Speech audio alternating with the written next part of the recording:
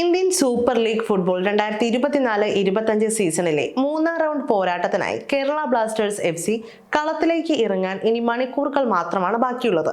ഈ അവസരത്തിൽ മഞ്ഞപ്പടയുടെ ആരാധകർ ഏറ്റവും കൂടുതൽ കാത്തിരിക്കുന്നത് ലൂണയുടെ വരവിനായാണ്.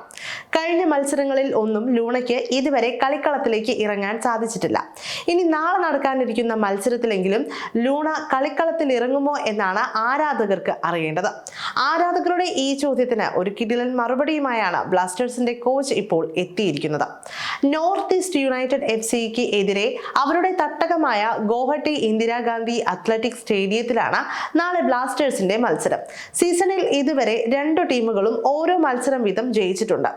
ഹൈലൈൻഡേഴ്സ് എന്ന് അറിയപ്പെടുന്ന നോർത്ത് ഈസ്റ്റ് യുണൈറ്റഡ് FC ഒരു ജയവും ഒരു തോൽവിയുമായി 3 പോയിന്റുമായി ലീഗ് ടേബിളിൽ 9-ാമതാണ്. രണ്ട് മത്സരങ്ങളിൽ നിന്ന് ഒരു ജയവും ഒരു തോൽവിയുമായി കേരള ബ്ലാസ്റ്റേഴ്സ് FC-ക്കും 3 പോയിന്റാണ്. പോയിന്റ് ടേബിളിൽ 8-ാമതാണ് മഞ്ഞപ്പടയുള്ളത്. അതുകൊണ്ട് തന്നെ മത്സരത്തിൽ വിജയിക്കേണ്ടത് മഞ്ഞപ്പടയെ സംബന്ധിച്ച് അനിവാര്യമായ ഒന്ന് തന്നെയാണ്. Uruguayan play maker Adrian Luna ഈ സീസണിൽ ആദ്യമായി കളത്തിൽ എത്താൻ സാധ്യതയുണ്ട് എന്നാണ് ഏറ്റവും ഒടുവിലായി ബ്ലാസ്റ്റേഴ്സ് കോച്ച് മിഖായൽ സ്റ്റാറയുടെ പ്രസ് മീറ്റിൽ നിന്നും വ്യക്തമാകുന്നത്. ലൂണ അടുത്ത മത്സരത്തിൽ കളിക്കളത്തിൽ ഉണ്ടാകുമോ എന്ന് ചോദിച്ചപ്പോൾ യു വിൽ സീ എന്നാണ് കോച്ച് പറഞ്ഞത്. ഇതോടെയാണ് അടുത്ത മത്സരത്തിൽ ലൂണ ഉണ്ടാകുമെന്ന പ്രതീക്ഷ ഉയർന്നത്.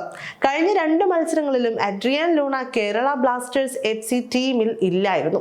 കുടുംബപരമായ കാര്യങ്ങളുമായി ബന്ധപ്പെട്ട് സ്വദേശത്തേക്ക് പോയ അഡ്രിയാൻ ലൂണയ്ക്ക് തിരിച്ചെത്തിയപ്പോൾ പനി ബാധിച്ചതായാണ് വിവരം. ആരോഗ്യം വീണ്ടെടുത്താൽ മാത്രമേ അദ്ദേഹം കളത്തിലേക്ക് തിരിച്ചെത്തൂ. എന്നാൽ ലൂണ പ്രാക്ടീസ് തുടങ്ങിയതും കോച്ചിന്റെ ഇപ്പോൾ വന്ന മറുപടിയും ആരാധകർക്ക് തെല്ലൊരു പ്രതീക്ഷ നൽകുന്ന സൂചനകളാണ്. അതുപോലെ അറ്റാക്കിംഗ് മിഡ്ഫീൽഡർ മുഹമ്മദ് ഐമനും സ്റ്റാർട്ടിംഗ് 11-ൽ ഉൾപ്പെടും എന്നാണ് കരുതപ്പെടുന്നത്.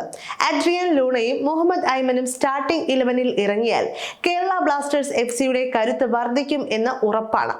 ഗോൾ കീപ്പറായി സച്ചിൻ സുരേഷ് കളത്തിലെത്തും. പ്രതിരോധത്തിൽ വിദേശ സാന്നിധ്യമായ മിലോസ് ഡ്രിൻസിച്ച് സെന്റർ ബാക്ക് പൊസിഷനിൽ കളിക്കും. പ്രീതം കോട്ടാലായിരിക്കും സെന്റർ ബാക്കിലെ മറ്റൊരു താരം.